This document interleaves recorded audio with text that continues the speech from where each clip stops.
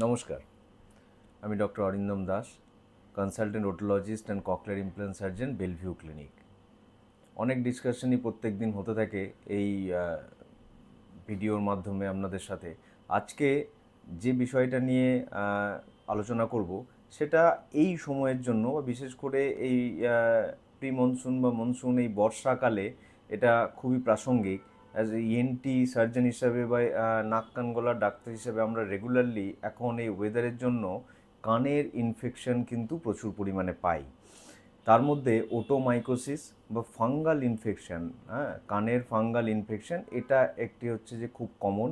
এই বর্ষার আর্দ্র ওয়েদারের জন্য বা স্যাঁতস্যাঁতে ওয়েদারের জন্যই কানে জল ঢুকে বা কানে অনেক সময় ময়লা জমে থাকলে সেখান থেকে এই ইনফেকশন হয়।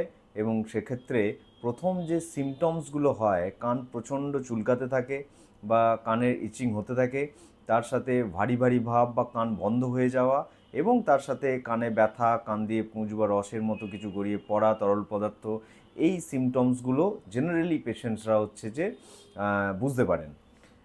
প্রাথমিকভাবে না জেনে দোকান থেকে কোনো একটি ময়লা গলার ড্রপ কানে ইউজ করে সেরে যাবে এটা ভেবে দেওয়ার কোনো কারণ নেই। কেননা সবসময় এই ওয়্যাক্স ডিজলভেন্ট বা কানের খোল পরিষ্কার করার যে ড্রপগুলো দোকান থেকে পাওয়া যায়, সেগুলোতে কিন্তু প্রচুর পরিমাণে তেল, অয়েল এবং বিভিন্ন রকমের হচ্ছে যে পদার্থ থাকে, যেগুলি না জেনে এরকম ইনফেকশনে কানে দিলে কিন্তু তাতে অপোজিট রিয়াকশন হতে পারে এবং বেশ সেটা বেড়ে যাওয়া বা ইনফেকশন হচ্ছে যে ছড়িয়ে পড়ার একটা সম্ভাবনা থাকে।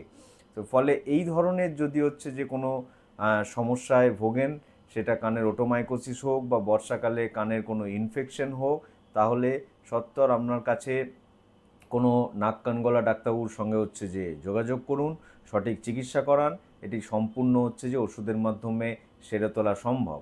আর হ্যাঁ, যাদের মাঝে মাঝেই এই ধরনের কানের ইনফেকশন হয় বা বছরে অনেকবার করে কান দিয়ে মাঝে মাঝে হচ্ছে যে তরল পদার্থ পড়া বা রস পড়া, কানের পুঁজ আসা বা এই ধরনের সমস্যা নিয়ে যারা ভুগছেন, তাদেরও সঠিক চিকিৎসা করানো এবং এই ধরনের কানের এন্ডোস্কোপির মাধ্যমে কানের পরীক্ষা করানো, এটা কিন্তু খুব ইম্পর্ট্যান্ট। অনেক সময় কানের পর্দার ড্যামেজের জন্য এগুলো হয়ে থাকে এবং সঠিক সময়ে চিকিৎসা করালে শ্রবণ শক্তিও যেমন ফিরে পাওয়া সম্ভব, সেরকম কান শুকনো রাখা বা কানকে ভালো রাখা সেটাও সম্ভব। নমস্কার।